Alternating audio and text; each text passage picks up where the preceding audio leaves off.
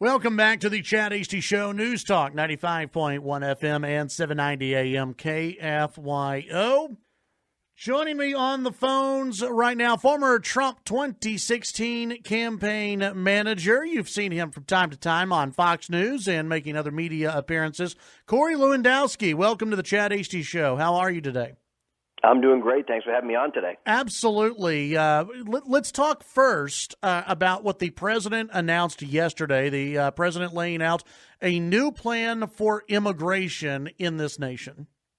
Well, I spent about 4 hours at the White House 2 days ago to get briefed on the presentation, spent over an hour talking with the president about the plan, and what he believes and what we feel is important is dealing with the people who are trying to get into this country, first illegally, and then second, we want to have the best and the brightest come to this country. So this is a country that needs people. We need to make sure that we have the right people.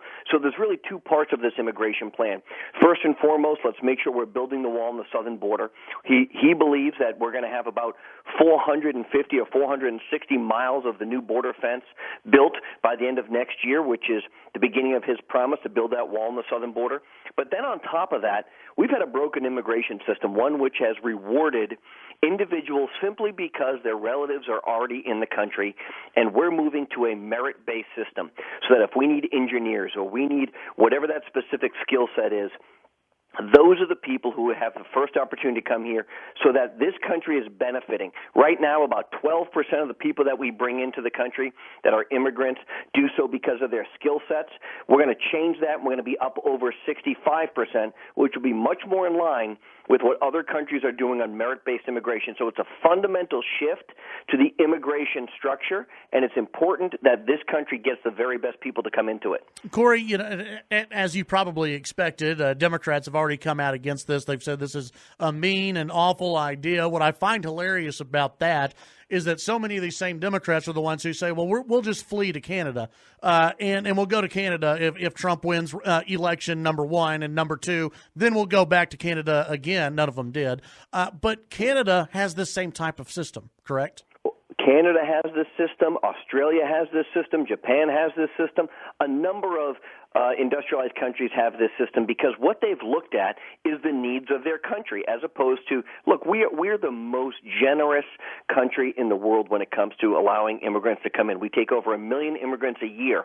But the problem has been and continues to be that the only criteria for coming into the country is that you have a relative that is already here, which means we have no idea what the skill sets are that are people who are coming in, and this president wants to revise the system so that we are benefiting. And that's the system Canada has. It's the system Germany has.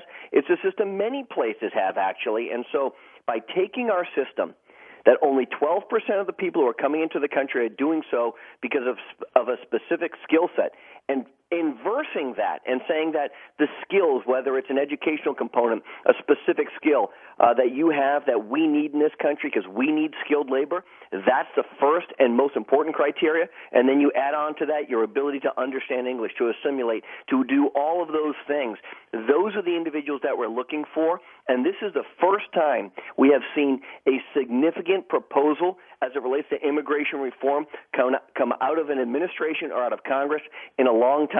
I think the Democrats want to play politics with it, but this president is putting forth a plan and holding their feet to the fire. Visiting with Corey Lewandowski here on the Chad Hasty Show about what the president announced yesterday. This really, I think it's a great plan, really reforming our immigration system, which is something that, as you mentioned, not a lot of people have talked about. They've talked about the need for border security. They've talked about a broken immigration system. This reforms the immigration system.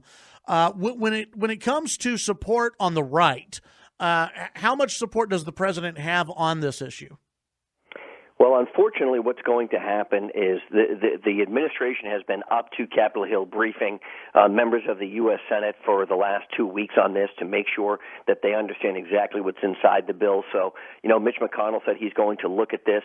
When you look at those individuals, because Stephen Miller was involved in the drafting of this bill, this legislation, this framework, Jared Kushner was involved. And so when it comes to the House side, The conservatives, the Mark Meadows of the world, the Jim Jordans of the world, those people understand that we have to fix the system. And the first way to fix the system is by preventing people from coming into the country who shouldn't be here. That's the first thing. We have to deal with the people who are in the country, but if we don't stop the people from coming in first and foremost, we can't even deal with the problem that we have inside the country. However, Nancy Pelosi has already been very clear as far as she's concerned.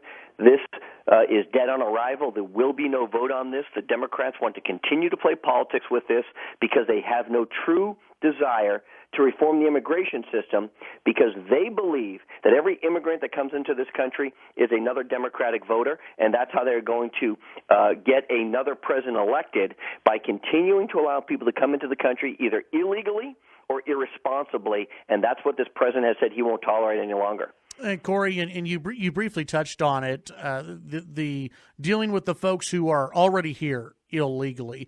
While this plan may not address that specifically, what does the president want to do about the millions who are here illegally and those who are making their way to the border? I think all of us, at least, who are based in reality, know that there's a crisis on the border and it's getting worse and worse and worse.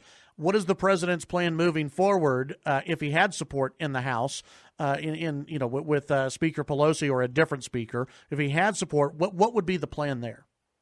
Well, as you know, this president had tried to negotiate over the last 2 years to come up with a solution to DACA. And very candidly, a number of the conservatives weren't pleased with that plan, which said, hey, we're going to give people a pathway to citizenship. Now, there's a lot of consternation in the conservative movement about that desire. But what we have to do first, and what this president is doing, is he said there's about 33 separate locations that we have to have the wall built, which will stop those illegals from coming in, because what we're seeing right now is a mass influx into our country through the southern border, because they know that the wall is going up and that they have taken advantage of the system by human trafficking, by bringing kids across that aren't related to them to claim asylum, and changing the rules so that you have to claim asylum in the first country that you step in is a significant change, which is what Senator Lindsey Graham is now proposing. So, number one, you got to get that wall built to stop the people, because they know once that wall is built, this charade of just crossing the border and claiming asylum is going to come to an end. Number two,